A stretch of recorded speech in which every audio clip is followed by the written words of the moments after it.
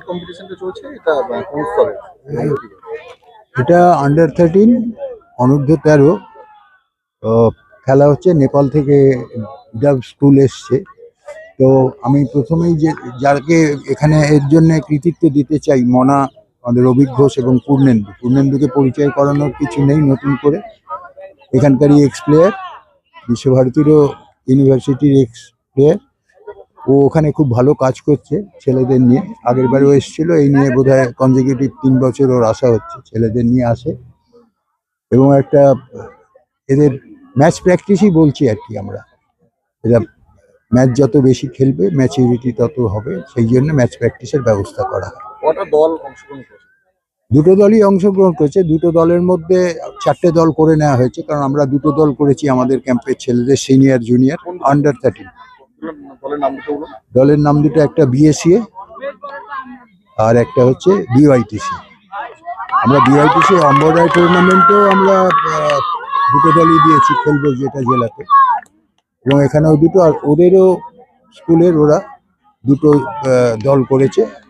একটা যারা খেলছে মানে দুটো ভাগ করে নিয়েছে, ব্যালেন্স করে দুটো দল করে, সেই দুটো দলের মধ্যে সকাল বিকেল খেলা। ক্রিকেট তো খুব জনপ্রিয়, সেই জায়গায় দাঁড়িয়ে এই যে বাচ্চাদের যে উৎসব, এইটা ক্রিকেটে এদের পরবর্তী ক্যারিয়ারে কতটা প্রভাব পড়বে? এটা তো প্রভাব পড়বেই, কারণ হচ্ছে ম্যাচ প্র্যাকটিস হচ্ছে আসল। মানে আমরা সাধারণত বলি যে একদিনের ম্যাচ প্র্যাকটিস মানে 10 দিনের নেট প্র্যাকটিস। তো যেটা অসুবিধে হয়, এবারে স্টেডিয়াম মাঠটা পাওয়া যাচ্ছে, এটা একটা খুব মানে আনন্দের বিষয় যে ম্যাচ খেলার মতো মাঠের আমাদের অভাব। তবে এখন ক্রিকেট, ফুটবল সবই এই মাঠেই হবে, সেটা একটা ভবিষ্যতের দিকে তাকিয়ে ভালো।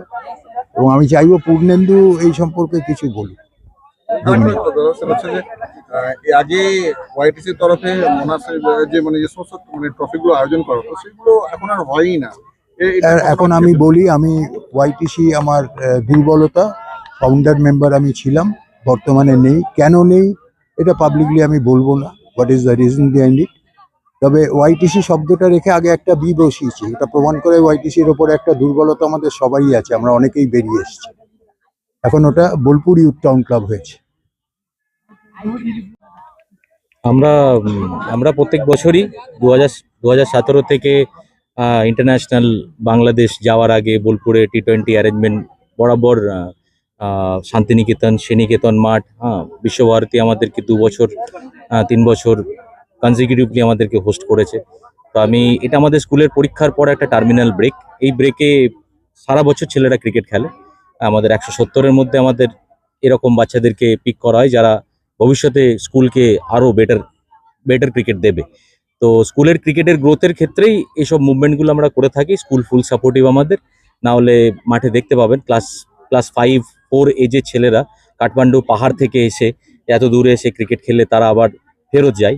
তো প্যারেন্টরা খুবই ভালোবাসে বাচ্চাদের।